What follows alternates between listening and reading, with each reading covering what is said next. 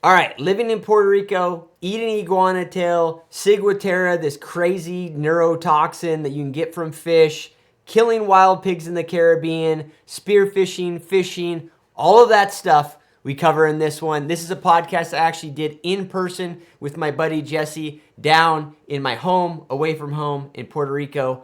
Super fun one, guys. So without further ado, let's dive right into it. So I thought it'd be cool to have you on because one, I know a lot of my listeners, they know that I spend, a big chunk of the year in Puerto Rico, but I really don't talk about it that much. I think I've done one other podcast down here with Tony, who's a mutual friend, and you're an interesting character, man. So I thought we could get into some cool conversations, and it's here in beautiful Puerto Rico, so why not? You know? Might as But well. Jesse, do you recall how we met, man?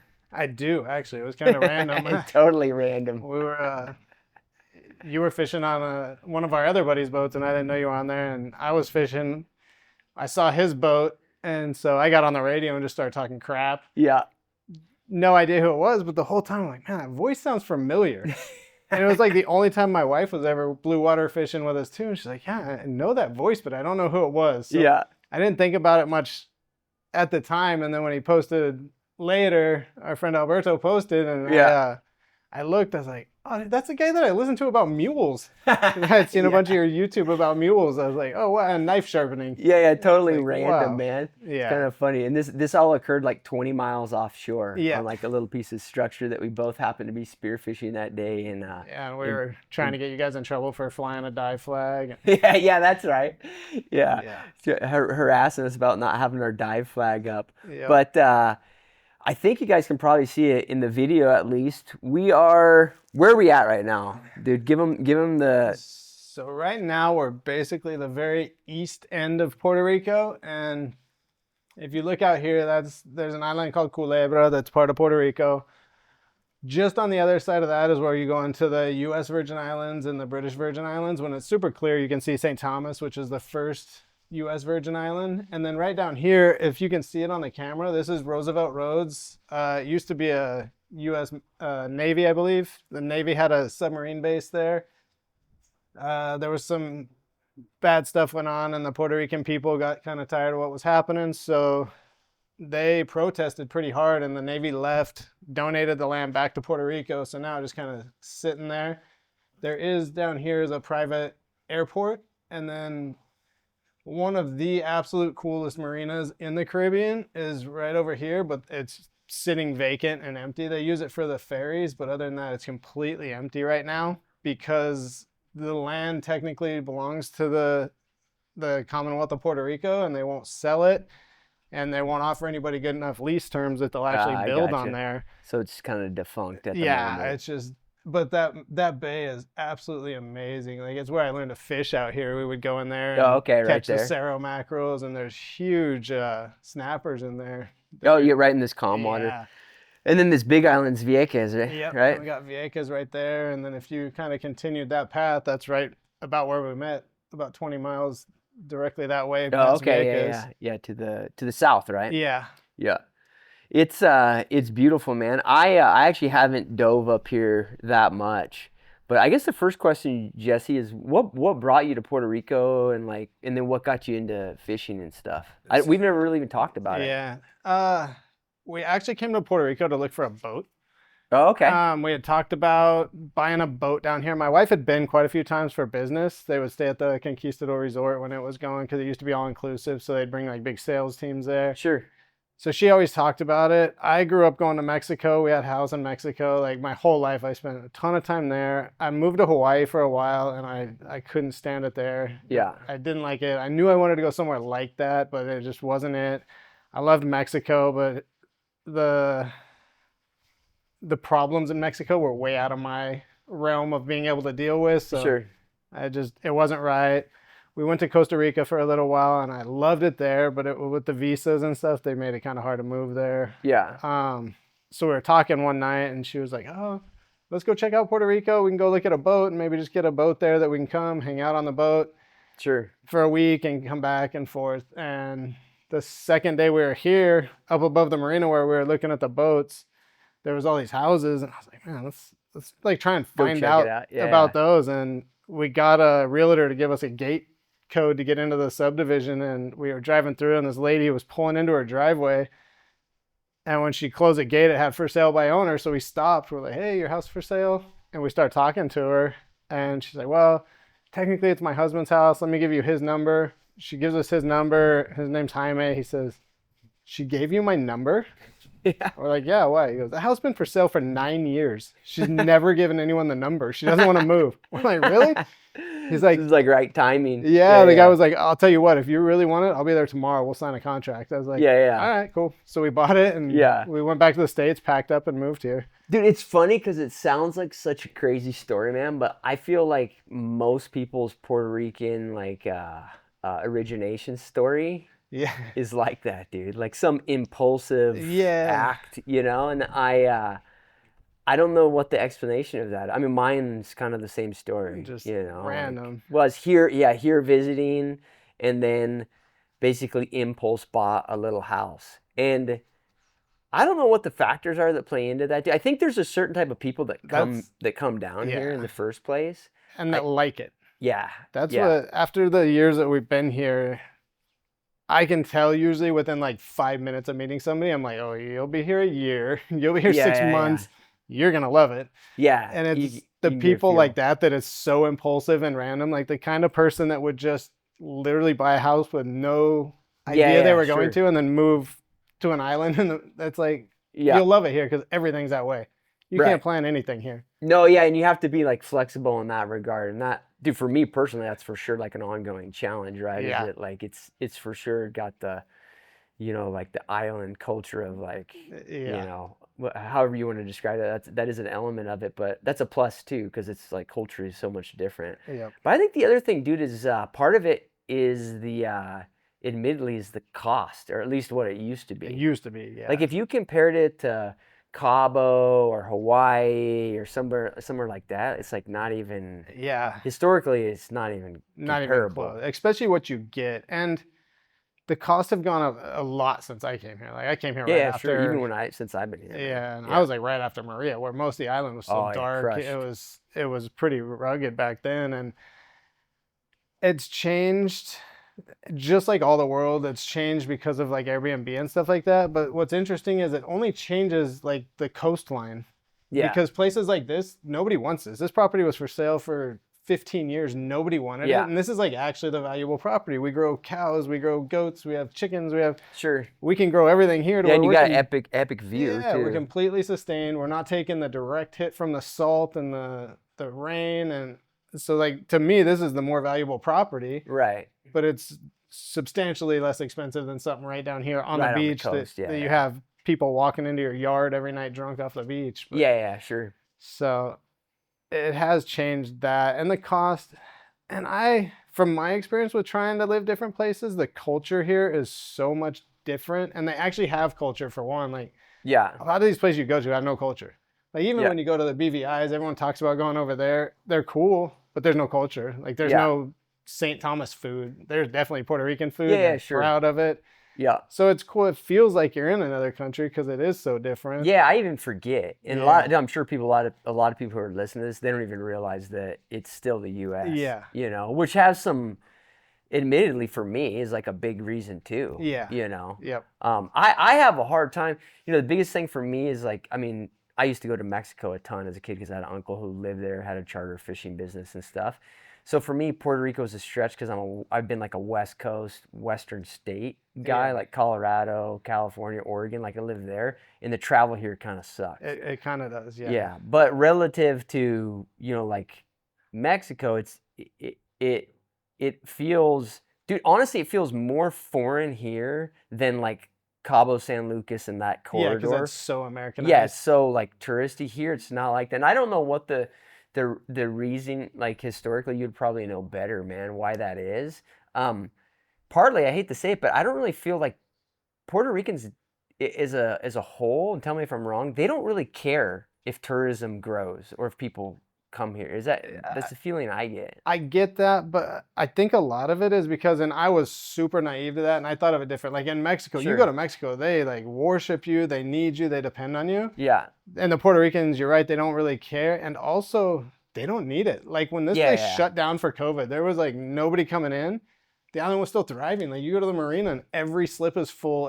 Because Yeah. the local community, and that's something I noticed right away traveling to other islands that I've never seen on another island, is the middle class here is amazing. Like normal working class Yeah, people yeah. like us, that they own a boat, they own a house, they're having fun.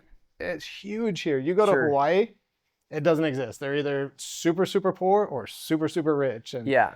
even Mexico is that, they're either way, way down or way, way up. So I noticed that right away. So Yeah. I think that helps because, the local community here is going and renting Airbnbs from each other, and they travel from the east side to the west side. And I think that they just don't need the tourism, which Right. also makes it fun here because they're not kissing your ass. They're not making Atlantis, they're not going to build an Atlantis here where it's all fake and catered to. They're having a freaking pig roast just like that box right there. Yeah, sure. If you don't like it, go somewhere else. Yeah, and that's the thing. And I guess like a lot of people, like in terms of like economic development and like a macro perspective, they could argue that it hinders the island. Yeah. Which it probably does.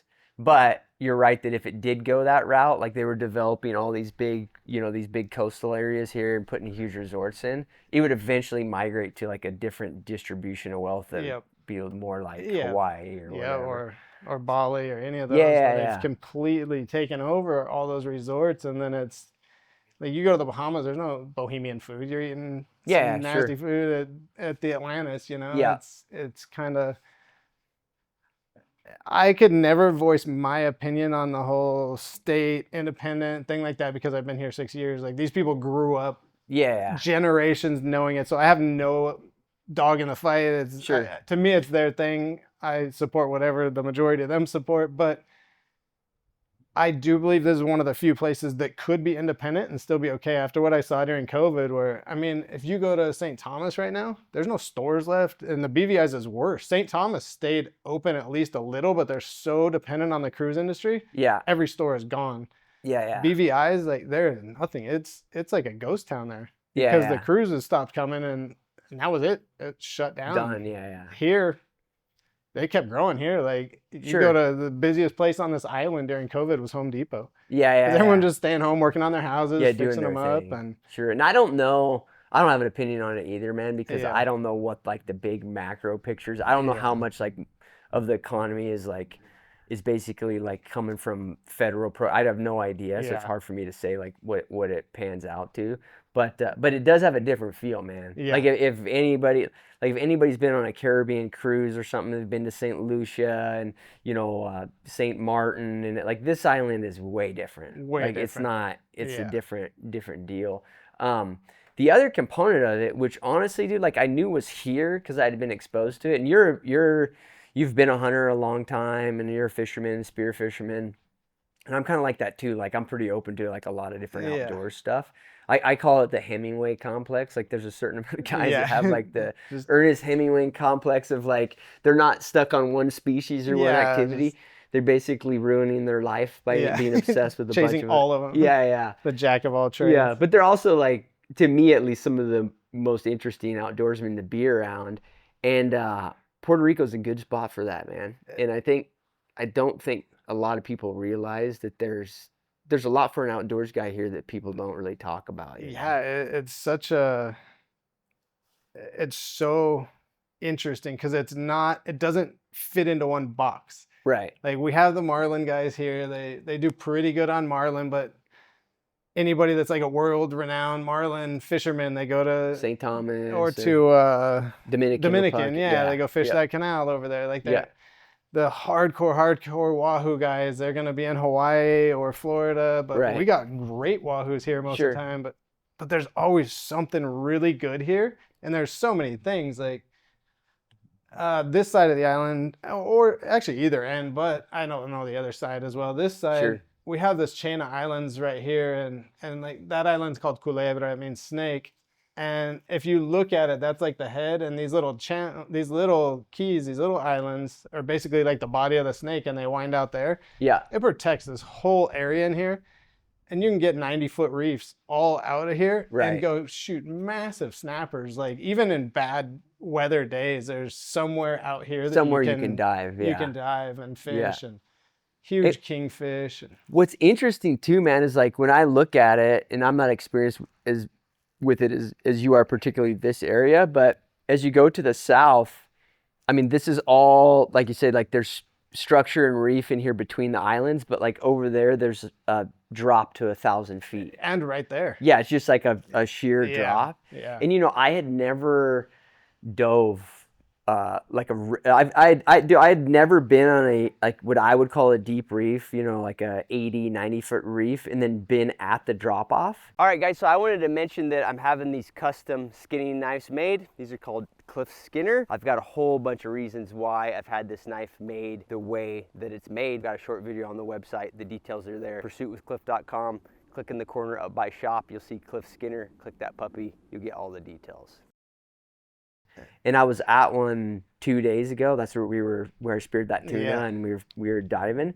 And dude, diving one of those drop offs, like reef to 1,000 feet, it's weird because I had expected like a wall. Yeah. And some guys will call them walls. Yeah. Like at least where we were there off of Cabo Rojo, it felt like I was in space, man. Yeah. Like it was really wild. It's just gone. Well, the reef is real consistent there, like a lot of sea fans and stuff. Okay. But as it rolled off into the abyss, it was just like shitloads of biomass, like yellowtail snapper, like tons of them. Yeah. Way more reef fish, and there was tuna around and stuff because we were chumming on that. But it literally felt like I was on like in space, dude. And it's hard to describe that to somebody, particularly they've never dove or whatever. But it's literally like you feel like you're hunting on the moon, man, like on one of those drop-offs. Where it just like falls off. Yeah. Over here, I haven't been on a good one over here. I've been on one over there that was similar to that. Probably just same. Yeah. I don't think I was out quite as far as you were. Okay. The one I was on was, I think we're only about a mile probably. But it was kind of, it's like, everything's just normal reef, 70, 80, 90 feet, just slow tapering. And then all of a sudden it's just gone. There's nothing. You're like, oh, that's creepy. Yeah. It's weird. And some stuff will shoot up off of those too when you're not expecting. Oh, yeah. It gets a little western sometimes. You're just floating out there and all of a sudden the freaking bull sharks will shoot. They love those ledges. So. Yeah, come out of nowhere. Yeah, and we saw some big sharks day before yesterday too. Like bigger than what I'm used to seeing. And they're much different than these silkies. These silkies make people nervous because they're friendly, but they don't bite. They bump into you. They push you with their nose. Yeah. I've never had one open its mouth at me. And I've been in hairy situations with the silkies where they're fired up. They're fired up. Yeah. And it's probably a bad idea. I mean, one day me and you, when Alberto got mad at us, he's like, what is wrong with you guys? Get out of there. But they get well, it's weird, dude, because the big sharks that scare me are the ones that you see that aren't like interested in the chum. Yeah, they're looking at you. And you kind of see them on the periphery, and you're like, hold on, like why?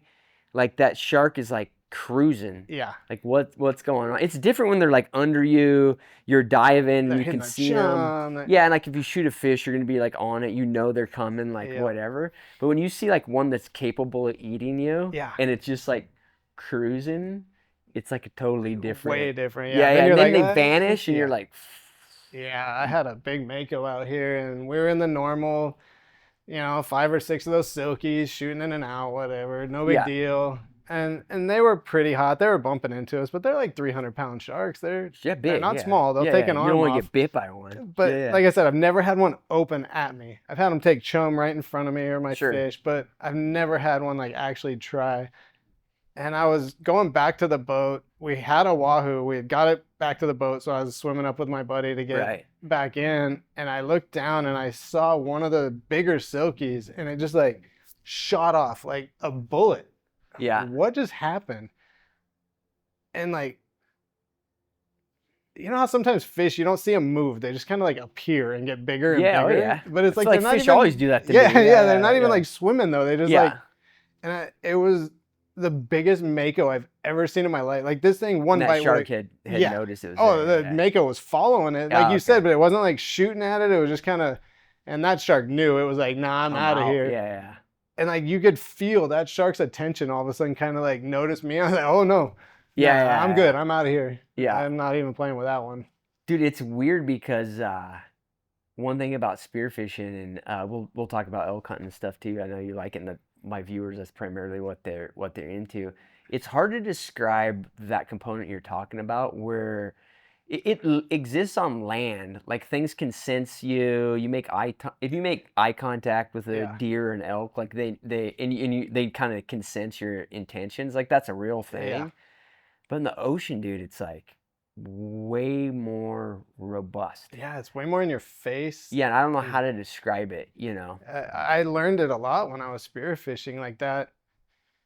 Trusting your instincts is so crazy because, like, we've all been through it, and like sharks, whatever. I actually was terrified of sharks most of my life until I moved here. The first time I spearfished, we had like a 6-foot reef shark. Yeah, come in, and I was just like, yeah. All right, whatever, I'm over it now. And Yeah. then since then, like, you watch these things and you can really feel their intent. And Oh yeah. there will be times where there's like 8 sharks around, and they're swatting you with their tail, they're bumping into you, they're trying to steal the chum right out of your hand. Yeah. And every one of them, you're like, whatever, go away. Yeah. And like you said, you'll catch a glimpse of one out there. It's exactly the same as and you're just like, uh-oh. You can kind of tell they're hunting. Yeah. It's Yeah. like, and the sharks on the other side of that, people frown on it, but whatever. When a shark is getting aggressive, I poke them hard. Like, Yeah, I'm sure, gonna yeah, draw yeah. blood on these things. I'm Yeah, not gonna yeah. shoot my shaft through it because the shafts are $200 with Yeah, slip they tear tip on your it. gear up and everything else. You're gonna yeah. lose your gun, and so Yeah. I'm not trying to kill them, but I'm gonna push them away. And Yeah. I've had sharks that will just come in where they got like 7 or 8 little spots where they're bleeding Yeah. from because I'm stabbed them so many times. And at some point, I'll get one of my other guns with a flopper on it, and like in my head, like next time that shark comes in, Yeah, I'm I'm putting gonna one kill through his him. gills. Yeah, yeah. Like, I'm gonna kill him. That shark won't come back in. Yeah, he knows. He knows. It's like he you're just no knows. longer, Yeah, it makes yeah. and there's no way it could know. And you could say that like the first time again, like try and tell you, oh, I'm gonna shoot him. Yeah, yeah. But somewhere inside of you, you're like, I'm not wasting my slip tip. Yeah. and But that the minute shark you will- decide, yeah. like they know what's up. know. And Yeah. I've never experienced it anywhere else that strong. And it's the same. Like, you dive with your daughter. I dive with my wife a lot. Yeah. Like 9-pound snappers will just swim with my wife. Oh yeah. And she'll be like, oh, and she'll have a pole spear looking for like lionfish and stuff. Yep. And she's like, oh, there's a good snapper over here. And I'll turn and look. It's like, oh man, it's gone. Yeah, it immediately knows your intentions. It's really an odd thing, and it for sure exists on land too, like in a pretty significant way. I just think like it's because there's more distance. It's like something about like whatever energy field or whatever woo-woo crap you want to call it. Like they're like there's empty space between you and the animal, like on land, but it's still not empty space. It's just air instead of water. Yeah. When you get into water, I think it just makes everything feel closer. You know what I mean? And so it's easier for you to detect that. And it is closer. I mean, Yeah, that's the even other me as thing. an archery guy, if I'm shooting an elk, it's 30, 40 yards. Yeah. And I'm not an expert on elk either, so I don't have. I've shot a couple, but I'm a little different. I'm a meat hunter, but Sure. I'm also obsessed with the bears. So elk is like, if I get an elk tag and I've gotten a bear this year, I'll go elk You hunt. go elk If hunting, not, sure. I donate it to the Wounded Warriors, and I go I go bear hunting. Like, Yeah. I prefer it, but at the same. So part of the thing I love about hound hunting, like people freak out about the hound hunting. I don't know why, but but one of my favorite things about hound hunting is I can't tell you how many hounds we put in, or dogs or bears that we put up in the tree, and I'll like look at it. I'm like, dude, I can't shoot this bear. I don't know why. Yeah. But I'll like look at it. I'm like, I can't shoot this bear. Just not the one. And then there'll be another one that we put in the tree, and I'm like, oh, I'm killing that piece of crap. He's an asshole. Like, it's not a size or a color. Just like a decide. Yeah. Yeah, like you just look in their eyes. You're like, oh, that one's nasty. Like, yeah. And dude, the crazy thing about hound hunting is like a lot of the guys. Oh, dude, your cats have a snake. Is that cool? I'll save the snake. Hey, I like snakes. His cats are torturing a snake here. Hey, get And I think it's a friendly snake. I hope so. Yeah, it's a Puerto Rican boa. Push your home on the camera, dude. The bad news is I'm gonna smell so bad. Dude, right are now. there are there boa constrictors here? This is one. Do they get big? Yeah, pretty good Oh, size. they do. Okay. Like. Oh yeah. Like. Well, so there's wild. These native ones don't get that big. The problem with these is you'll smell so bad if you touch a grown one. They pee, or is it just I don't on even them? know. It's like Oh, okay. and you can't even wash it off. This one, hopefully Yeah, not. but that's a baby Yeah, boat, baby. like, This one will get about that big around. okay, so they're significant. Ah, Yeah, okay. Yeah. not as long, but there is a lot of Do we have pythons? there's some I've seen people catch like some reticulated pythons and some put him in that tree so hopefully he can hide. They're invasives. They're invasives, Yeah. yeah. And some of those big red tail boas and stuff like Yeah, that. so we have some of the same like Florida stuff. Yeah. A lot of caiman. Yeah. There's probably one in the backyard right now. Yeah, you have one here. Yeah. I know haven't seen it in like 6 months, but there's usually one here. Yeah, they're getting them in my neighborhood too. Like Yeah. pretty consistently. What's weird about the invasives here is there's like I'm so used to being places where everybody knows what invasives exist. Yeah. Here it's not that well like No. publicized. There's even a guy, I forget his name, but he's got a huge YouTube following that's just like and he came here Yeah. and did a show, and even he was like, oh my gosh, there's so much Yeah, crazy yeah. stuff here, but you can't find anything here. It's so thick. It's so Yeah. thick. Like Yeah. people don't understand. Like, even up in like Washington State and stuff with the blackberries, it's thick. It's hard to Yeah, sure. maneuver.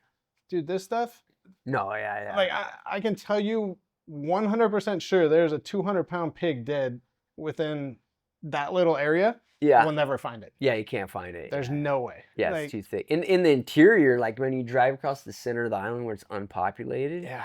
you think like, dude, and it's just a matter of time. Like, tell me if I'm wrong, Jesse, but primarily the wild pig thing here is still centralized, like close to the urban population. I don't really know if it Yeah, is, maybe or nobody if that's knows. just all we see. Yeah, because, yeah. I mean, we can go walk, and if we walk through any of my pastures, Yeah, there will be just Pig huge, tracks. just Yeah, yeah. not even track, just like devastation from them Right. in any pasture here at rooting any around time. and- And I shoot probably 5 or 6 a week, Yeah, and there's still that many. yeah, it's endless. Yeah, Yeah, and the then- thing is, you never hear about wild pigs in Puerto Rico, like No. really outside of like you. I know there's some other guy. There's actually a guy on Instagram. I can't remember what it's like. Yeah. I don't remember what it is, but it's a Puerto Rican guy, and he's got an Instagram where he hunts Yeah. wild pigs around the island. It's kind of interesting. He's got like 200 followers or something, but it's kind of an unknown thing. But I always wonder when I drive across the interior of the island, What it's like. I'm like, dude, because there's very little population Yeah. across like that Caguas to Ponce type Yeah. of drag, and you look how thick it is, and you're like, dude, there has to be wild pigs out of Yeah. this shit. But I think the only way you could hunt them is if you had a pack of dogs. Yeah. And even Yeah. the dogs struggle. I use my Yeah, 2 so dogs, thick. which aren't hunting dogs, but they're decent at it. Yeah, they and know what the deal is. It's just too thick. They can't Yeah. maneuver the way the pigs can, because a pig is like a bear. Like they'll build those little tunnels Yeah. where they just plow through the Yeah. tunnels, and the dogs get entangled and trapped and Yeah, and it wears the dogs out. fast. Yeah. Yep. I think with some good catch dogs, you might be able to do it. But then for you to get there, so then your dogs Yeah, are yeah. fighting this thing for an hour till you can machete your way Yeah, to like it. how would you and- get? Yeah. Yeah. It's probably more similar to some areas in maybe Hawaii or something. Yeah. Like. But I wouldn't be surprised. I mean, total speculation, dude. But in 15 years, it wouldn't surprise me if they found like the center of the island is just full of pigs. Yeah. And nobody Nobody even knows. knows they're Yeah. there. You know. And one unique thing to hear, obviously, if you have a pig problem, they create so much problem. But it's Sure. like the wild horse thing here in Arizona. The wild horses are absolutely horrific. Like Right. they are destroying wildlife. I have horses, but when they stopped sending those things to the glue factory, they made a huge mistake. Yeah, 'cause sure. It's so bad. Yeah. And when I was a kid, you used to be able to hunt the wild horses and bring them in and sell them at the sale barns. Right. Yeah. Trap them. Yeah, trap them, rope them, go Yeah. out and round them up, whatever, just to get rid of them. Because they're not, people want to believe that they're wild horses. They're not. Yeah, sure. The feral horse. They're feral Yeah. horses. People Yeah, have turned them out. A lot of the reses got overrun with all Yeah. their res horses, and they pushed them out. And it's wiping out deer and elk. Like, it's Oh, yeah, obvious. it's a major problem. Yeah, Sure. but here, they're not going to eat all the food. Yeah. There's so And- much green vegetation. Yeah, they won't eat it all. The pigs do a lot of destruction. The iguanas are Tear really stuff up. bad. The wild cats and dogs here are so bad. Like, Yeah. they're out of control on this island. Yeah, in that it's interesting, dude. There's a lot there that I find super interesting, man. Like the dog and cat thing here, it's weird because I kind of feel like only gringos view it as a problem. in like culturally, And only it's not. some. Yeah, yeah, it's not that, It's like half the gringos want to be the Captain Save-A-Ho and go feed them all, and which causes like a bigger issue.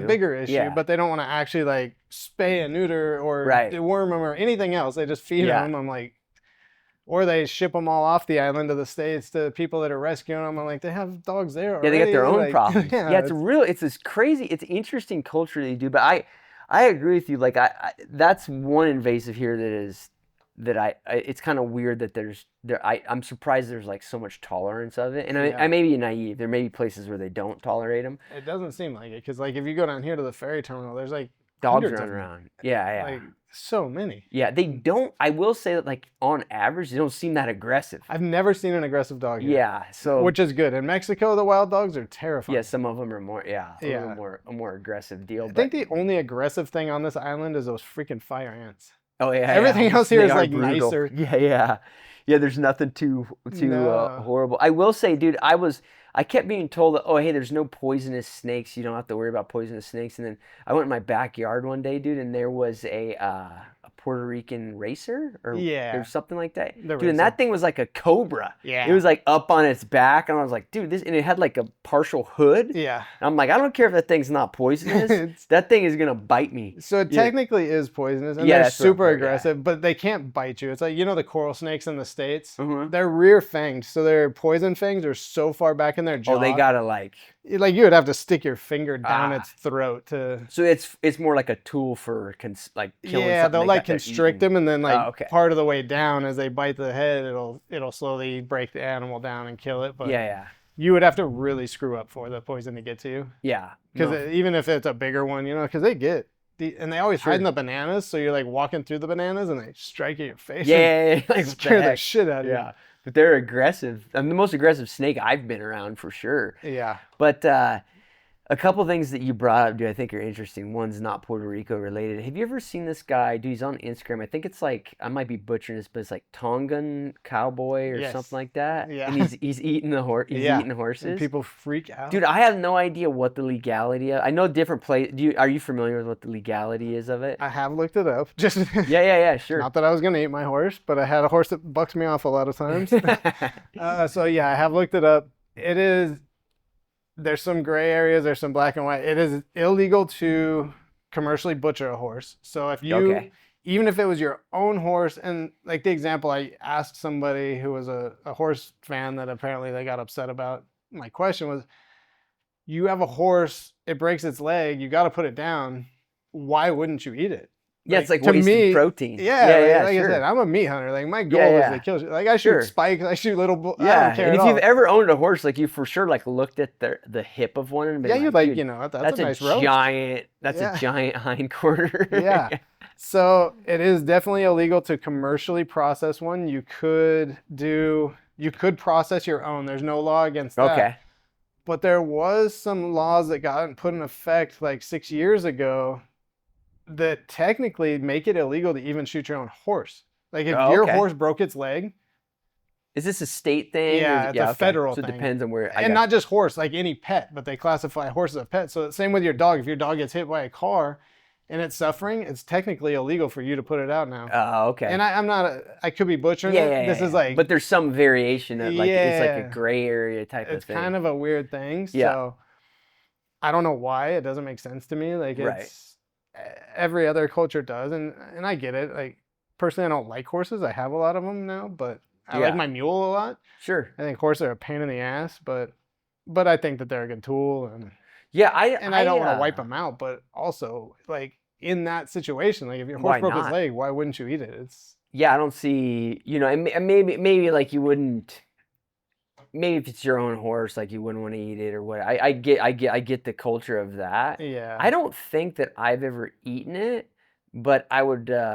I'd be totally open to it, and I feel like particularly with the wild horse thing, it's a total waste of an opportunity. Yeah, and you know, like what, like it's like okay, most people acknowledge the wild horse thing is like an issue. Yeah. Not necessarily here in Puerto Rico, but like it is an issue here. But like you know, in the States, like Arizona and stuff. It's a big issue, and most people agree, right? No. Oh, no. Like if you even like harass those horses, right? I would say people go nuts. Most people that are like range managers Yes. recognize it's like Yeah. a problem, like an impact problem, Yeah. right?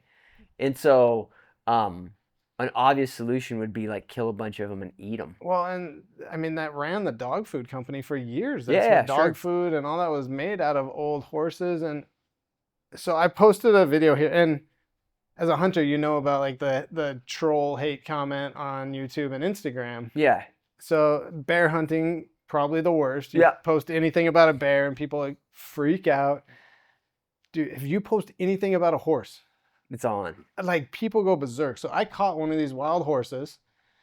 We caught it in a paddock. I had watched this thing since it was a little colt. Like Right. 3 years later, I trapped this thing and I tried to break it. And I had a video where I had tamed it down enough to where it would come up for food. Yeah. And then it got to the point where it thought I was like a Pez dispenser, and it would come up for the food. And if I didn't have it, it would start trying to like knock the food out of me. Yeah, So I got you. Sure. I'm like, nah, we're not playing this. yeah. And he was a big stallion.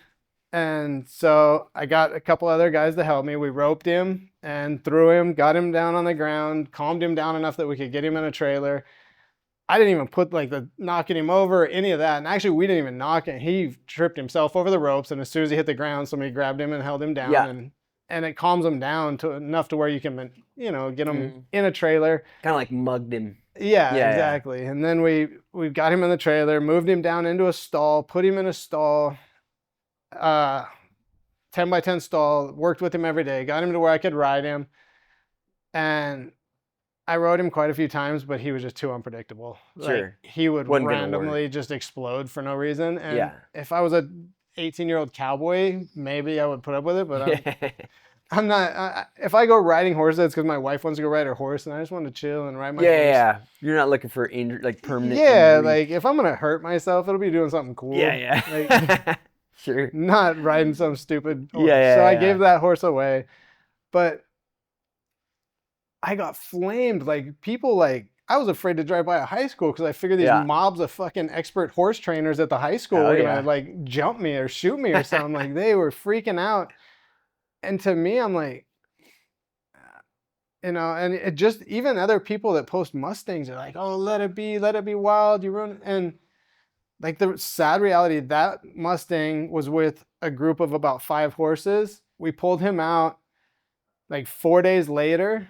All the rest of the horses were hit on the road down here Oh, and really? killed. Yeah. Yeah. Like he was the only one that lived because I had You grabbed happened him. to grab him. Yeah. And the other thing is, especially here, and everywhere has their own problems. Arizona has its Yeah. things, but here, a wild horse here might live 5 years. Yeah. Like if everything goes right. And after that, their feet are going to rot off. Like if you Yeah. go find a 5-year-old one, their feet are gone. Yeah, it's rough living. Yeah. Yeah. Because it's so moist here. So they, much more. They Yeah. can't dry out. Yeah. They're not all that well adapted for like No. a tropical island. And yeah. horses are so susceptible to parasites in Yeah. this wet tropical Yeah. climate. They just, It's worm heavy. yeah, they're not going to live.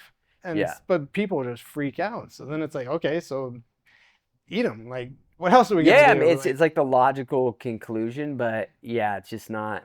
It's not something that are that people are into this here or the States. It's an interesting one. Like, yeah. I mean, it's the same thing here with the iguanas. I mean, we can't talk about Puerto Rico without talking about iguanas. blasting piles of iguanas. Yeah, it's which so is much fun. which is a fun one, but same deal, dude. Like me and you have eaten it. Yeah. I've fed it to a lot of people, and now I got it figured out. Like if you're gonna shoot iguanas, like you can go out and shoot 50 of them in Yeah. a morning, like pretty easily.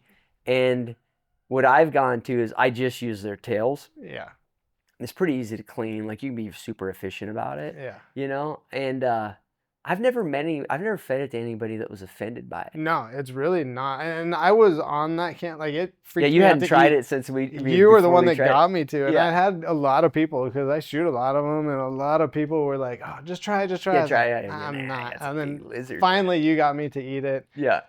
and I was like, "There's nothing. It has no bad taste. The thing lives on berries and Yeah, leaves, vegetarian like." pretty much. Yeah. And I talk about the food source a lot with bears. Like, I won't go hunt bears. Like, if I'm gonna go hunt bears, I get people, oh, dude, I got, especially like the Carolinas, they're like, dude, we're killing 400, 500 Giant pound bears. bears all the time. I'm like, where? They're like, oh, there's a pig farm right by us, and they throw all the carcasses out. I'm like, dude, You're like, I'm cool. good. Nah. But like when we're in Alaska and you're literally sitting in blueberries, like you're doing the same thing as a bear eating blueberries. It's the best meat there is, and that's like the iguanas. They're eating freaking the things they're eating have no flavor. Yeah, nothing intrinsically. No. And what's weird though, dude, is there's like, if you go looking for anything food related, if you go looking for a problem on the internet, you're gonna find it. Yeah. And like if you drill into iguanas, people will say, oh, they have salmonella. Yeah. So do chickens. Yeah. But it's like 1/10 what chickens do. Yeah. You know what I mean? That like any, freaking anybody. Yeah. Oh, dude, the bears. Yeah, every time I post something about cooking bears, because personally, I said this, and we've talked about like favorite foods because we eat so much game. Yeah, like, sure. If I'm gonna eat it every day, nothing beats a fat, nice, juicy ribeye. Like, I don't care what cool game it is. But for an occasional meat, once a month, something like that, bear is my favorite game meat by far, like 100%.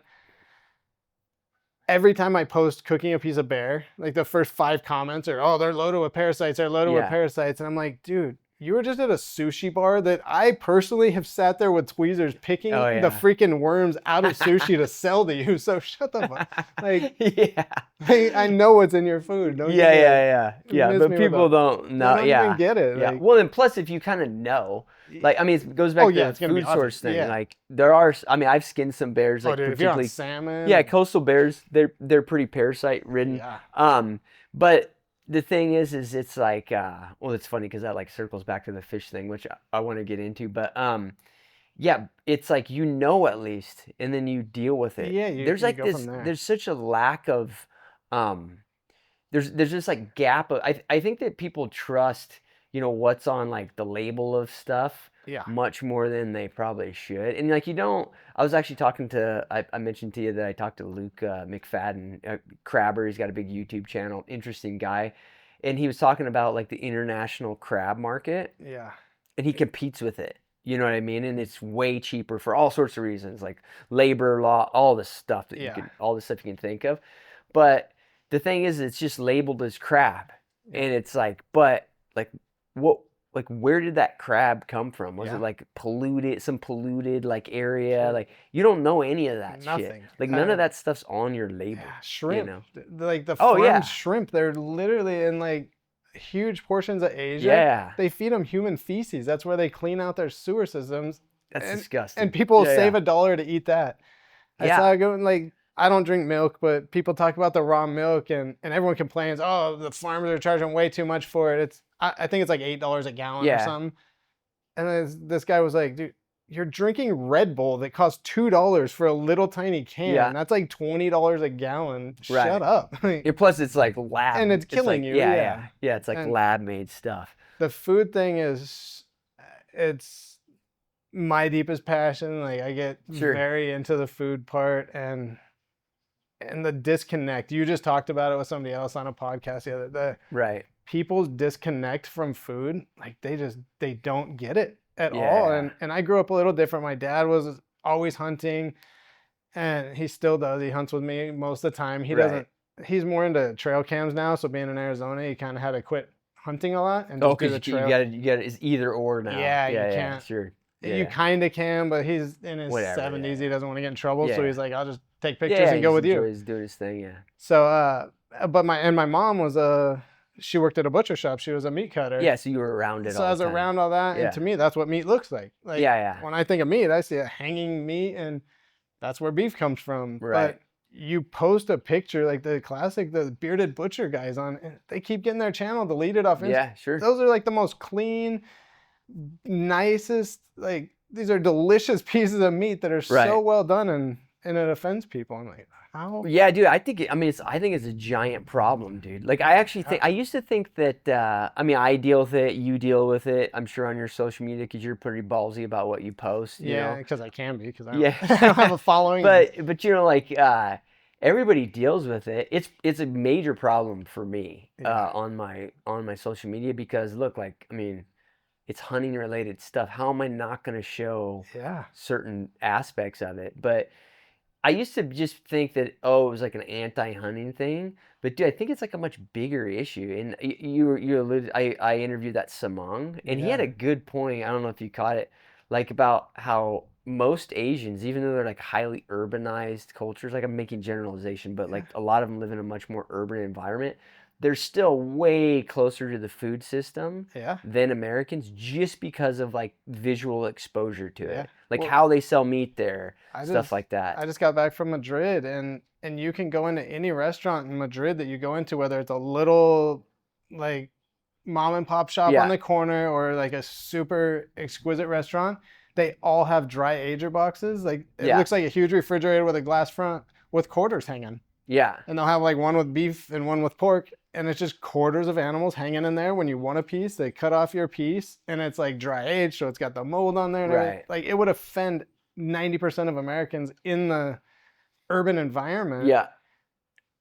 here, but there, that's like, I mean, the meat quality over there, Sure. it's not even the same thing because people, if you ask the guy at the restaurant, and I had a cool restaurant experience that we'll talk about over there. It was with the hunter, but Oh, okay.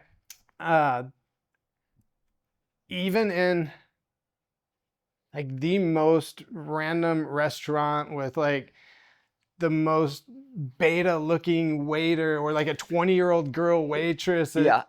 here would like freak out if you even asked. You're like, if you say, oh, what's different about your guys' beef here? Like it has so much flavor. They're Sure. like, well, the biggest thing here is we don't eat the cows when they're a year old. He's like, we're eating like a 5-year-old bull right Yeah, now. it's a different. It, Yeah. It's got muscle, it's got nutrients. He said it's different. We see the way you guys do it, and they fatten them up so fat. Yeah. And I'm not talking to a hunter or a butcher or a Yeah, a you're chef. talking like a day-to-day person. Yeah, like a Yeah. 20-year-old day-to-day person, and they know this. Here, if you ask somebody, if Yeah. they're on the one side, they're like, oh, it's because it's corn fed and we need to grass feed everything and da da da. Yeah. And then if you ask the other side, they're like, oh, it's because you shouldn't be eating meat. And you're like, Yeah, "Hey, sure. no, neither of these are right. It's just Yeah. people just don't. They have no connection to the food. The thing about it, dude, is my question to you would be, or at least I want your thoughts on it. Like, I'm over the thought of believing that it's not systemic. Like Yeah. it's got to be a reason because dude, there's like too many correlating factors. Like, look, why would Meta is like the worst Yeah. in terms of like the censoring. So Instagram and Facebook. Why would it? And I'm not saying like specifically like Zuckerberg or there's some like conspiracy that they're like Yeah. anti-meat or whatever. But why would like one of the biggest social media platforms be censoring like a fundamental thing about us being humans? And then also like in the grocery stores they don't show it. Like you know any like dude, people like my kids, man, they'll and they're I mean they're the kids of like a hunting guide, so they've been exposed to plenty of it, but they're still intrigued like if there's a whole lobster in the grocery store. Yeah. Like I remember as a kid, every grocery store had the live lobster tanks. Yeah, and that's gone And now. I grew up in Arizona. Yeah, like, yeah, there's no yeah. freaking ocean. Yeah, like that's offensive now. Yeah. To have like live lobsters in a seafood restaurant. Yeah. At least I think. I mean, I haven't been in like a Red Lobster Definitely not lately or here, because whatever. here they show you your fish Yeah, before yeah. But you know what I mean? Like it's Yeah. interesting. Like why has all that gone away? I have a lot of theories on it. Dude, you can go and you're yeah. welcome to go like people gotta understand that we're speculating. So Yeah. you can go conspiracy as hard as you want or logical, whatever. I think I can't ever get too into conspiracy theories because I can never go that. I can't believe that many people could That agree. insane. Yeah, yeah. Or just that they could even get along good enough to do something that big. But I think a good example is the politics, like right now, and like when that shipping container, there was the strike with the pier. Like their number one fear tool against us is food. Like, Yeah. remember they had that strike on the ports, and the first thing all the news starts talking about is, oh, the food prices are going to go up. You won't be Yeah. able to get food, and like the whole world panics. I'm They're like, doing it right now with Trump's tariffs. exactly the tariffs. Like, Same oh, thing. it's like everybody Every like single like people just freaking out. The food prices are going to go up. This is going to Yeah. happen. This. I'm like, what the hell are you eating that you're worried about a shipping container not having your food? Like, yeah. what the fuck? Like, Yeah, dude, like but they just instill this terror in people. So it's a control. One, it's the media has to have terror. right. Like, because nobody's going to watch the media if you turn on Fox or CNN and they're like, dude, like nothing crazy went on today. It was a pretty good day. Like there was some stuff. But so they just need this like, and on a little bit deeper, I really think it's a push and a control to more power, because that's, if they control the food, they control everything. Yeah, sure. Most people can't feed themselves. Like, Right. I've had the conversation on some of your comment sections. I've had it with, but I was having it yesterday with your one friend down here's dad. We're going back and forth on a post that I made talking, and it's like, we have to be able to feed ourselves, but most men couldn't feed themselves. Like, Right. they just couldn't. And there was a video you made kind of like about survival stuff, and one of the commenters. Which one? It was more about like survival hunting, like end of the world, crazy. Oh, okay, I got you. And the commenters, like all these people started like, oh, all the wildlife would be wiped out within a couple of days. I'm like, no, it wouldn't. Like, who's gonna kill it? It would adapt pretty quick. Yeah. And like, let's get logical. Like, I'm an okay hunter. You're a great hunter. We'll use Alaska for example. Like, we're in Alaska with some of the best bear guides there are, with 4 or 5 hunters.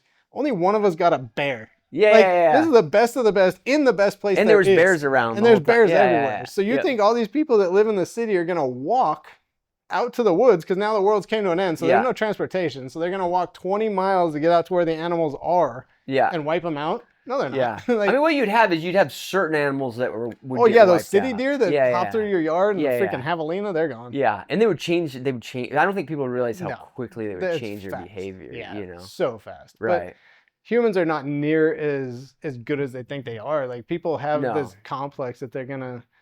So I think that, I mean, if you look at places like our neighbor Cuba over here, or the Dominican Republic is a little better, but they're close. The Haiti, all these. The first thing they do is wipe out all the farms and the food supply.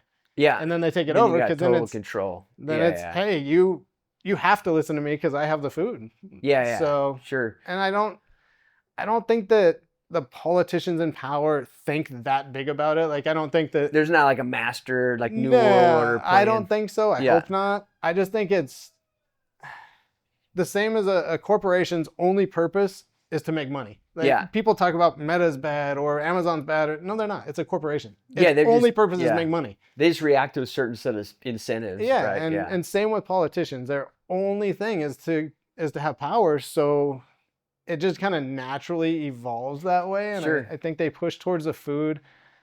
And the weaker and the more they desensitize people to it, the easier it is. And the hunters and the hunters, the ranchers, the outdoorsmen, like we're into all of it. Yeah. We're the freaking worst, because like, you post a video and like the first 20 comments are, as a hunter, this is you're like, first of all, anytime somebody starts a comment with as a hunter, like the infighting, you're a freaking idiot. Yeah. But they all want you to posting stuff like this gives the other side ammo. Dude, they don't need ammo. They're gonna hate us no matter what. Whatever. All you're doing is making us censor ourselves, so now it's more offensive, and we're just like boiling a frog, you know? It's a little by little. Well, dude, it's a good point, Jesse. Like, what's weird, man, is like all this comes down to, like, even within hunting content, like, it's censored. Like, people are so like into the whole, like, I mean, there's the trophy / meat hunting like conflict amongst hunters, right? Super prevalent, right? But the problem is that like the fact that we don't show some stuff. Like, I mean, the fact that I can't show some stuff on social media platforms literally distorts even the hunter's perception of what we're doing. Yeah. You know what I mean? And it's really like an odd thing. Like, I'll have hunters that have responded to me like cracking ribs to get like an elk card out. Yeah. And they'll be like, do you really need to show that? I'm like, do I really need to show what? Because if you're doing this day to day, like, it's part of cracking rib should not be offensive at all to you. And I'm not going to apologize to you that I'm using it. I am using it as a hook, like, because it's loud, right? But I don't give a shit that it's a cracking rib. Like, you have no right to be offended by it, dude. Because you're doing this. You know what I mean? So, like, why should I censor something that's obvious part of the process? And they all say the same thing. Oh, it gives them ammo. It's a bad look for us. So they're just Like we censor ourselves down to the point that then it just gets more and more offensive. Yeah, Like yeah, it used to yeah. be like you show a frontal kill shot on a Right. giraffe, like with its head exploding. People were like, "Whoa, that might have been too Yeah, far." Like you went over it. the Yeah. old Fred Bear shooting the elephant, like Yeah, yeah, yeah. over and over, just dumping arrows into Yeah. an elephant. You're like, that was You know, the man didn't touch you or whatever. yeah, Yeah. Yeah. I could see that. But now it's to the point like I had a speared wahoo one time that I threw it into the boat, and my son was taking a picture, and he like put his foot on top of the wahoo to like Hold show it or- the size yeah. of it. And there was people freaking out that why would you disrespect the fish? I'm like, dude, it's got a knife in its brain. It's not Yeah, offended yeah. at Sure. all. And there's Like, just some mechanics about like dealing with it. But Yeah. no. and it was just weird to me that would offend. And that was on I used to go on Reddit, and I was like on a spearfishing group in Reddit. Yeah, they're like, I was like, what? There's a crushing you. spearfishing group. Like, shut Yeah, up. yeah, yeah. It's Like, not what even do you- a free like, dive group. What are you Like, guys talking about? yeah, there's no catch and release on purpose, and we've all done it, but Yeah, yeah, there's yeah. no purpose. No, yeah, it is.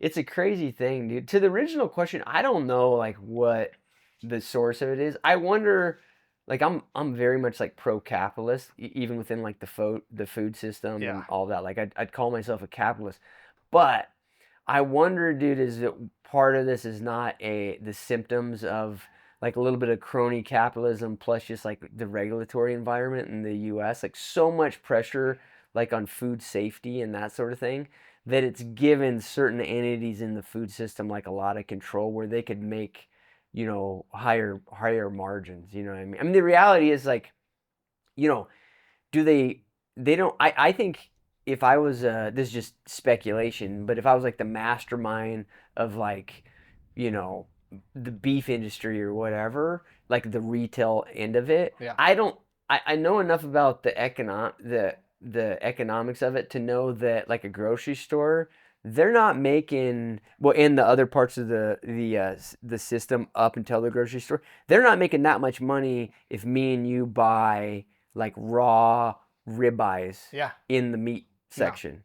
They're making like a really tight margin, Yeah. right? So they want that I think there's a feeling of that they kind of want that to be distasteful, Yep. right? Like they don't really want people, you know, they want people buying shit that's like got extra layers of Yep. processing Yep. because they can They stack make more margin each on time. it. Yeah. And I ran into it a few months ago. I shot a deer, and I was grinding it up into sausage. It was like I shot Yeah. this thing for camp meat. Like, Sure.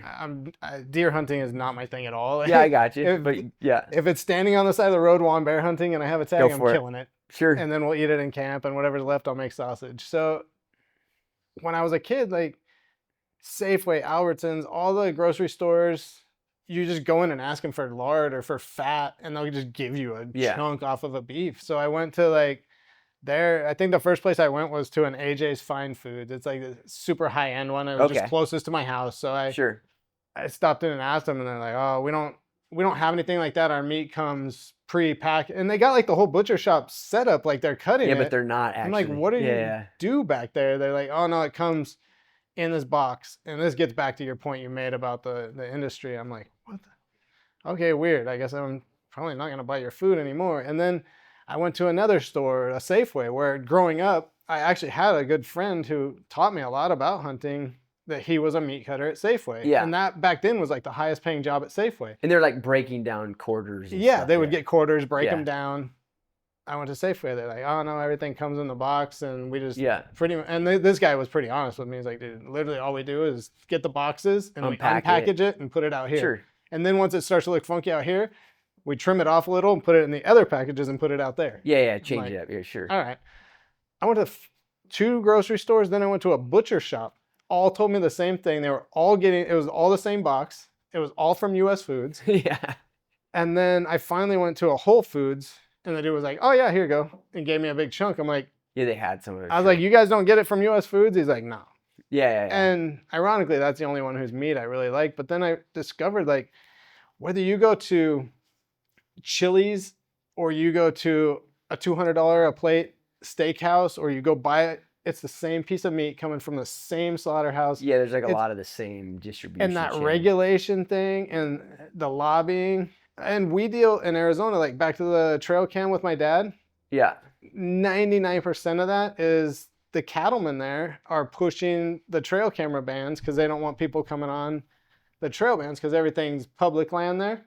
Guys, biltong, okay? I have been obsessed with this stuff for 3 or 4 years. Ever since I got on a keto, carnivore, paleo-esque type of diet, I've had a hard time finding healthy snacks. Biltong is a great option, particularly the slabs that have this fat on the side. That's where your energy is if you're a fat burner like me. Super simple ingredients in this, guys. Literally 1, 2, 3, 4, 5 ingredients. Compare that to your gas station jerky. A great snack in the backcountry or just day to day. Biltong Depot is a huge supporter of my content. Go to their website, biltongdepot.com. Use my discount code CLIFFG, CLIFFG for 15% off at checkout and to support this content. Thanks, guys.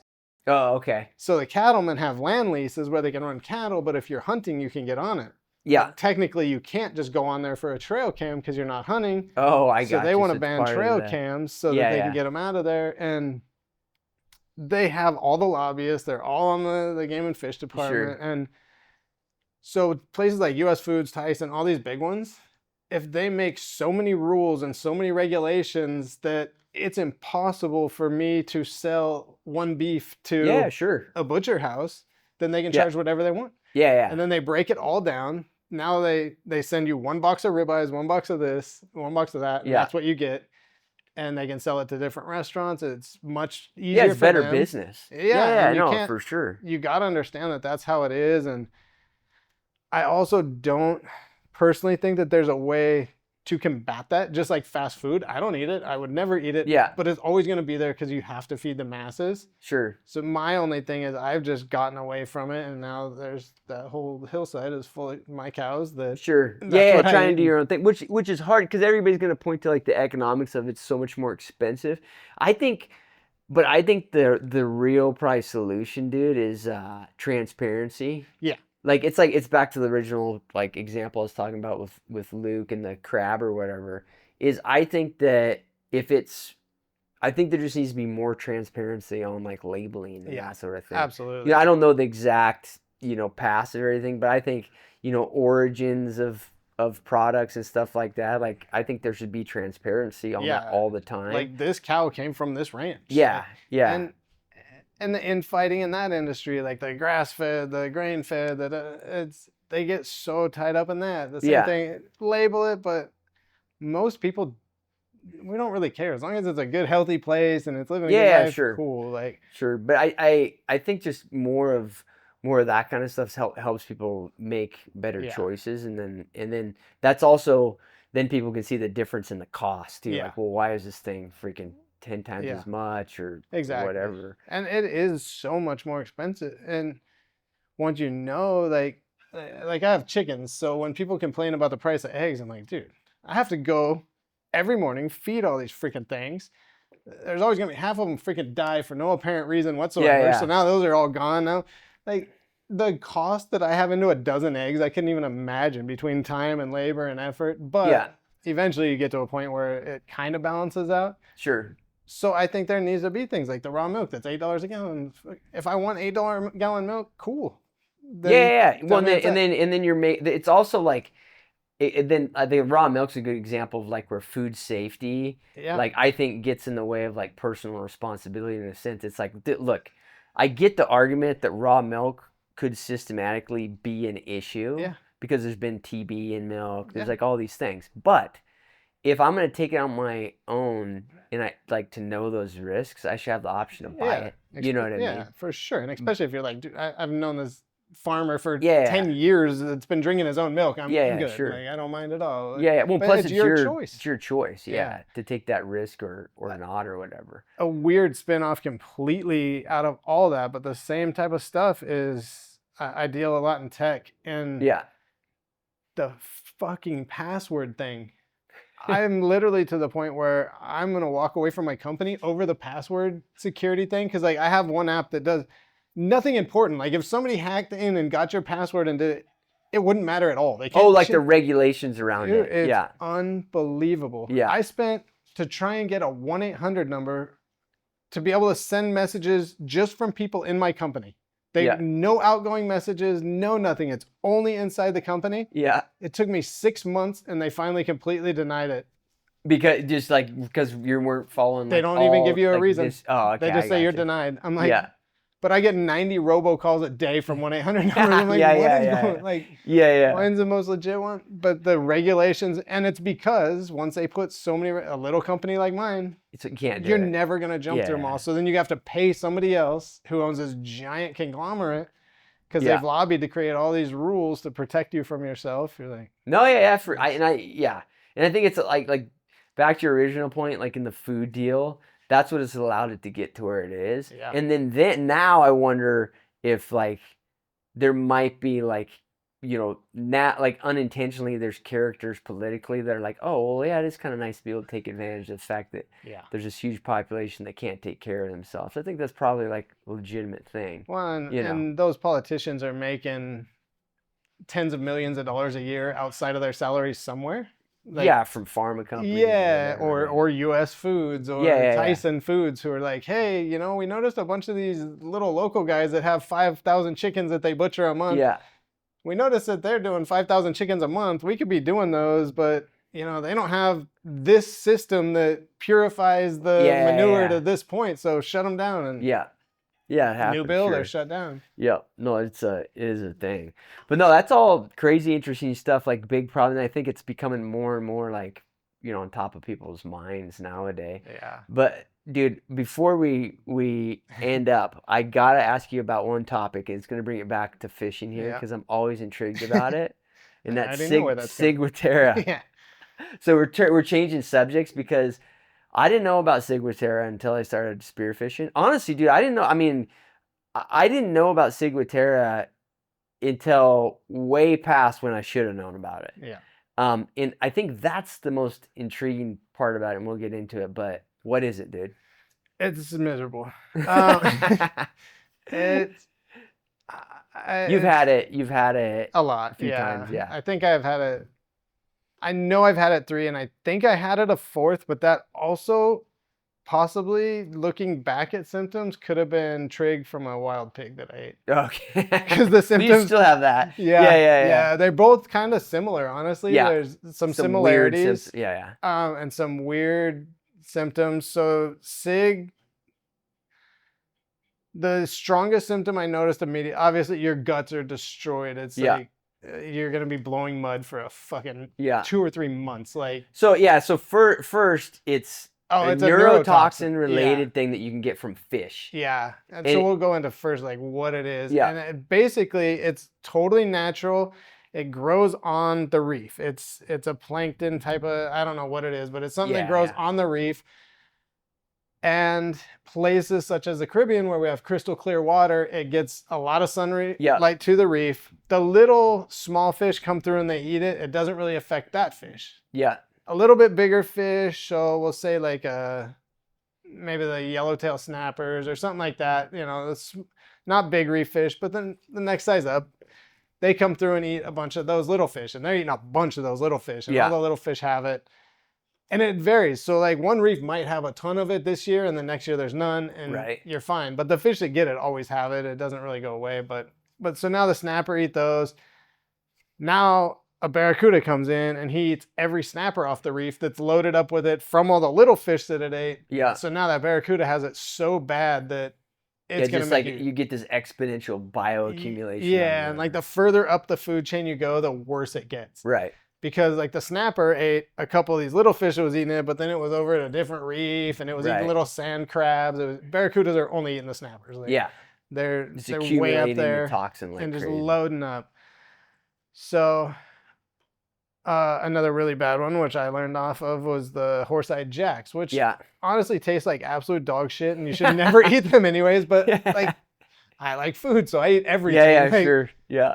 I'm tempted, dude, because I sometimes dive with my daughter in shallow water, 25 foot of water or something. I'll see these big jacks. Yeah. And I'd be like, and you know how they're fun. Yeah. Because they're so strong. Like a donkey. They're freaking so powerful. I never shoot them because it's man, it'd be so fun to shoot one, but they probably have the sig, yield on them is very low. They're gonna have sig, especially where you're at. Yeah. And they don't taste that good. If you're gonna eat them, and I'll be honest, I've eaten them since I got sick from them too. That wasn't my last time. Yeah. I'm a slow learner.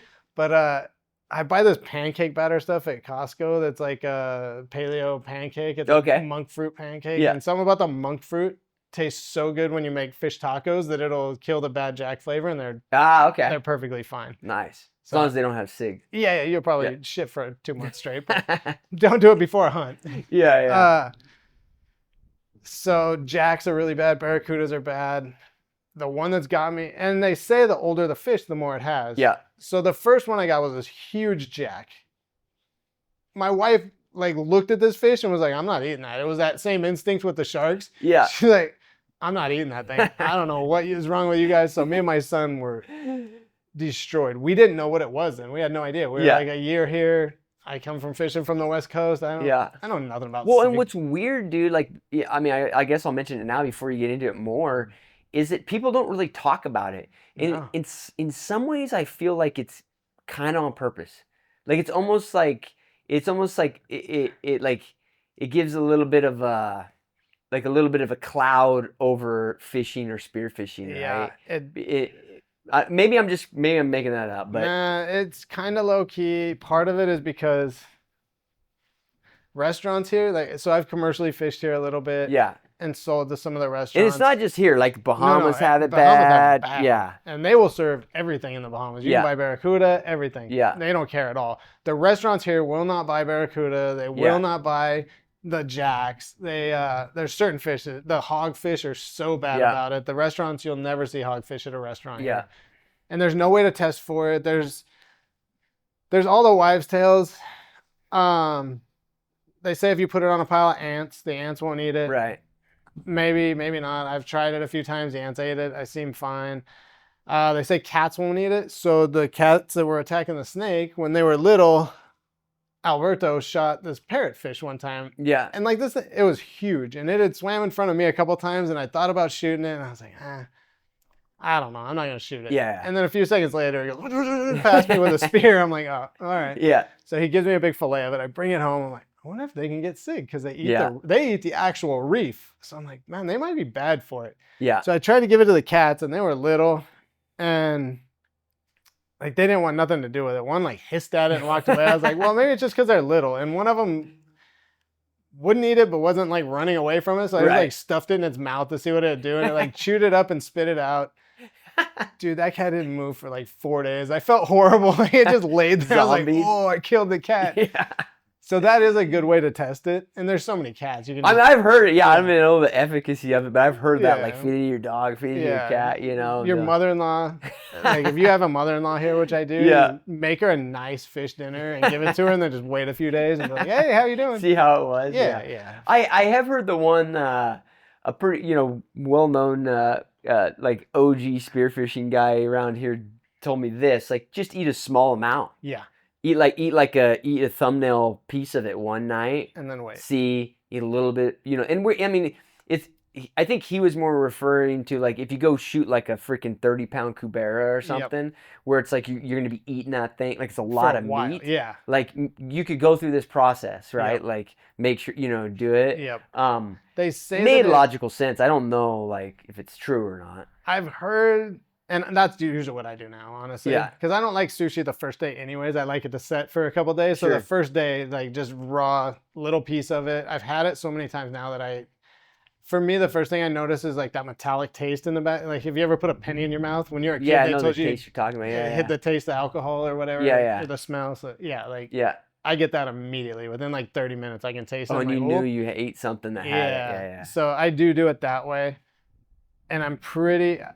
That way works. Like I haven't gotten sick since I've gotten that. And honestly, some of it was just the instinct thing too. There's some fish where I'm like, I don't know. And they say bigger fish, but 2 of the times I had it were from cerro mackerels like this big that I made fish dip with. So like I just threw them in with a bunch of other stuff. And the other stuff was like tuna and stuff that we shot out stuff deep. That doesn't have it. It wasn't that. And like it was pretty bad. Had you already had it before? Yeah. Yeah, but my son-in-law got it for the first time off one of those cerro mackerels, and he was bad for like 2 months. Ew, yeah. And mine didn't necessarily switch, but my my sensors to heat and cold were totally out of whack. So like if I grabbed your drink and it was out of the fridge, in my mind, I just grabbed like the end of a branding iron. Like It's hot. I could literally like hear the sizzle of my hand burning off. Or like if you start the shower and go to step in and it's still cold, it would feel like somebody just like threw lava on you. It burned. Right. It was the craziest thing. They say they flip, but I didn't have it the other way. If it was warm, it didn't bother me. Oh, you would just get heat off of Just cold. the heat off of cold. Okay. And it was extreme. And that lasted for probably 4 or 5 months. Yeah. Like it was really super weird with that. It does make you more sensitive to getting it more and more. But back to the not talking about it point. If a restaurant buys a fish, and if everyone knows that ciguatera is a thing, no one's going to buy fish at restaurants because they don't know if it's... Yeah, they're afraid. Yeah. They're afraid. Like I wouldn't. And we'll finish this conversation because I'm sure people are listening to it and they're like, what the hell are these guys talking about? They go spearfishing and they're just like this crazy shit they're talking about. Yeah. So we'll get into like how you deal with it. But, but go ahead. So the restaurants don't want a bunch of people thinking about it. And to be 100% honest, most tourists that are coming around, they're going to the restaurants, they're having 30 or 40 drinks at the restaurant, they eat some fish, they go home the next day, maybe they had a little bit of cig, they got some diarrhea the next day, they never think about it again. Yeah. No big deal. Dude, they don't tie it back. I think you're like spot on. I think that ciguatera is probably way more prevalent than people think it is. Yeah. Like people travel to the Caribbean or, you know, Hawaii has it. You know, I know like Indonesia has it. Like they travel somewhere that's the right latitude. Yeah. They get sick. And it's such a weird thing symptomatically that whoever they talk to after the fact, their doctor or whatever at home, just like he's like blames it on something else. Yeah. Like, you know, I've heard crazy shit. Like I've heard people being, you know, like, oh, we think you have ALS or we think you have like, because it's got so many weird, like, you know, the hot and cold, but also like the, you know, the sleepy feeling in the fingers. I still have my arms when I'm spearfishing a bunch. My one hand, for whatever reason, just with the wetsuit pressure. Yeah. After about an hour, my hand goes completely numb. I can't feel it anymore at all. Yeah, and you think it's ciguatera related? It's one of the possible symptoms that could last forever because it's like a nerve damage. Yeah, sure. But I have no idea. And I found out that I had ciguatera, and my son had it too. We found out 6 months later when somebody else was talking about having it, and they started explaining it. Because when I get sick, I don't want to say I feel things different than other people because I have no idea how one person feels the other. But same thing when COVID started. I got COVID. I was free diving with a dude out here and I accidentally grabbed his mask and snorkel. And then apparently he had COVID. So then, but we didn't even know what it was then. I just felt like shit for like a couple of weeks. And then I was back in the old days. And I don't have much of a sense of smell or taste anyways. Yeah. So I didn't notice that was gone. It was gone, Until people started describing it later. I'm like, oh shit, I had that. Yeah. So I don't like think about them that much when it's going on. Right. It's always later, like after somebody's like, "Wait, you have what going on?" I'm like, "Oh, they're like, dude, that's serious. Like, you need to get checked out." You should check it out. Yeah. And I think part of that's because like I eat so good, I feel so good all the time that when something's a little off, I'm like, oh, I got allergies. Yeah. No, you have COVID. Like, So it sounded like after I had it, thinking back on it, it sounded horrific. I'm like, why didn't I like go to a doctor or something? Like, that was kind of weird. I should have, like, ice cold stuff burning me. And then the same with the trig. Like, I never thought about it until later. But one of the crazy symptoms with that is like after you go pee, it like feels like lava, like burns all the way back up into your bladder. And that happened to me for like months, and I just didn't even think about it at the time. And then I was listening to the thing about Steve Ranella talking about it, and then I looked at his symptoms. I'm like, dude, I hit every one of those. You're like, I think I had it. Yeah. And I was eating a bunch of wild pigs back then, and I'm like, maybe you picked it up. Yeah, dude, maybe you picked it up. I had a similar experience when I got. Have you had dengue? I don't think so. Yeah, I had it once. It was the sickest I've ever been, which is pretty common for the people who get symptomatic. Yeah. It's like, it sucks. Really bad. But I thought it was COVID. and it wasn't. Yeah. And then it turned out like a lot, like it was during one of the waves of it, you know what I mean? Same Yeah. deal. I didn't really realize, like, Yeah. but I feel like shit. I felt bad, dude. Yeah. Like it was, you know, it was in really like unique symptoms that were like, it felt like I felt like my back was literally injured. Yeah. And I couldn't understand why. It was just like a weird, you know, pain like that. But anyways, kind of a weird deal. But the SIG thing is interesting. You know, there's a couple in my neighborhood that just got it from a parrotfish. Yeah. And it's funny, dude, because how they had it was they ate the parrotfish. That night, they both got sick, like with gastrointestinal stuff. Yeah. Which it sounds like that's like if you're just gonna get a minor dose of it, it's like you just get the shits really bad. Yeah. Like you're just down out for like a day or two. Yep. They had that. They both got better. Ate it again. Well, I don't think. No, they didn't. I think they both got better, and he kind of recognized it as SIG because around here, parrotfish are known to have it. Yeah.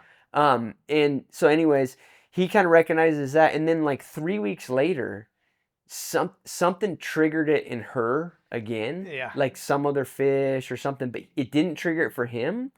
But he didn't like correlate the two events. Yeah. And they were dragging her all over the states to doctors. They were saying she's got all this neurological crap going on. Like, you know, who knows what it is. It lasts so long. Yeah. Well, I'll get flare-ups from lobsters still. Oh, really? And not every time, and it won't, it's not like horrible, but I'll eat a bunch of lobster and then it'll kick a bunch of the symptoms back up where I'm like, oh, dang it. Yeah.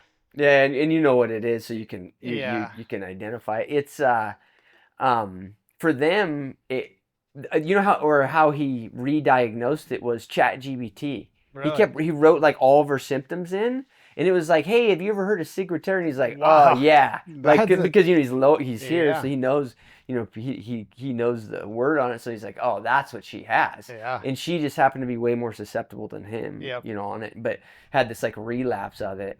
But anyways, it's a weird deal. It affects fish. I think that it's good for everybody to know about it, even if you're just traveling to the Caribbean, wherever. Just like, dude, it's changed my behavior in the sense, like, if I go to a restaurant, like, I'm not gonna, like, I won't order things that I know could potentially have it. Like the grouper and snapper. Yeah, like I won't order a grouper. I like grouper, but I was just like, in my mind, I'm like, it's not worth eating it. You know? I'd rather get mine. Definitely no hogfish. Yeah. What are your go-tos for avoidance? Hogfish, 100%. Barracudas. I don't eat any barracudas. No hogfish. I won't eat cerro mackerels anymore, which other people do. Yeah. But 2 of the times I got it was from those. Yeah. Right in front, and I'm like, nah, they're not even that good. Sure. Kingfish, people say get it. I've never had it, and I've eaten so much kingfish. It's one of my favorite fish. So I dove with a guy yesterday or day before yesterday. It said the only time he got it was from kingfish. I remember he was working here one night as a chef. Oh yeah. Right after that, and he was telling me like he was bad for. Yeah. Oh, I think it might be a different guy. Are you talking about? That works with Tony. Yeah. This was Gear Eye. Yeah. Oh, it was same. Oh, he was working here. Okay, I'm sorry. He wasn't working. He was helping a chef that was doing some stuff here. Yeah. And he was telling me about it. Like when he first moved to Puerto Rico. Yeah. They called me and they're like, "What do we do?" I'm like, "You stay close to the bathroom." Get over it, dude. Yeah. A bunch of people got sick from the same fish, right? Yeah. I was like, dude, make sure if you're gonna keep diving, get a wetsuit that you can undo. You're gonna have some brownouts. Sure. Anyways, I didn't mean to break it. So kingfish is debatable. Yeah. Location matters in a huge way. Like I've heard the south side of Vieques, so bad. Don't touch it. Don't touch it. Yeah. I've never had a single fish that came from over here get me sick. Yeah. So I'm pretty good with those. Those are my main absolute no's, is the kingfish or the hogfish. I won't eat hogfish at all. Parrotfish, absolutely not. Barracuda, no way. And then cerros. Yeah, they're out for you. Other than that, and the big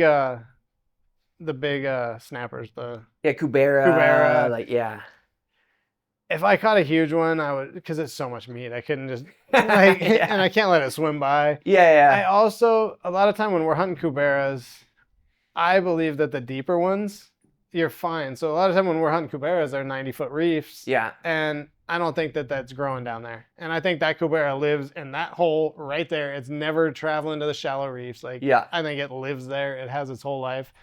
So I don't mind those. Once in a while, you'll shoot a big cubera in like 20 feet of water. Yeah. I just, no way. Yeah, yeah. That's, I haven't had as much exposure, so that's probably, and I acknowledge that it's just a potential risk. Yeah. You know what I mean? Like if you choose to eat any fish off like any reef fish, like it's chances, right? But my rules are, like no, I won't even eat the like my kid and stuff. We catch snappers and stuff. I throw anything back that's bigger than like 3 pounds. yeah. And so any snappers, I like parrotfish and stuff like that. I don't touch jacks. Even like I won't eat a jack crevalle that's that big. You know what I mean? It's like it's not worth it. No, you know what I mean? and that jack crevalle this big, you're gonna need like that much. Yeah. So it's not worth it. And then all the pelagics, like of course I'll eat. Yeah. You know, so mahi, wahoo, tuna, all that stuff. And then I think that's pretty much what I live. And I interrogate every commercial fisherman local that I run into. Yeah. And I feel like that's good knowledge. Yeah, like yeah. all, you know, because usually what's weird is if they know that you know about it, they'll tell you like what, like, hey, like around here, like I won't eat this, I did, you know what I mean, or whatever. I've never met anybody that says the fish off that side of Vieques are safe. Yeah, no. Every person's Yeah, that's a hot spot for sure. Yeah, and a lot of the south side of the island is, you know, a lot of guys. And I won't eat barracuda either. But you know, barracuda is illegal to commercially sell. Yeah, in because Puerto, of the yeah, same because of it. But it's weird because the guys on the west side of the island, a lot of them will eat everything. Oh, I got a friend Emma who's that dude eats big barracudas all the time, no problem, from the north, and he's never had a problem. But regionally, it's just different. Yeah. And he's a deep water diver. Like he's one of the better divers on the island. So he's shooting barracudas at 100 feet, 150 feet. So maybe that's why. I don't know. Yeah. But I don't mess with He's never had it. No. Yeah. Tony's never had it either, but he's pretty touchy about it. Yeah. Emma's not. He eats everything. Eats everything, but he's in a different region. Yeah. So that's one of those things. But cool, dude. Well, we covered a ton, man. Yeah. Where can people follow you, dude? And all that good stuff. So on Instagram, Chasing Dinner, YouTube. I post a lot more on YouTube or Instagram right now. Nice. I just started social media. Actually, right about the time we met, I just came back to social media. I had left it all in 2020 when the COVID stuff started. Oh, okay.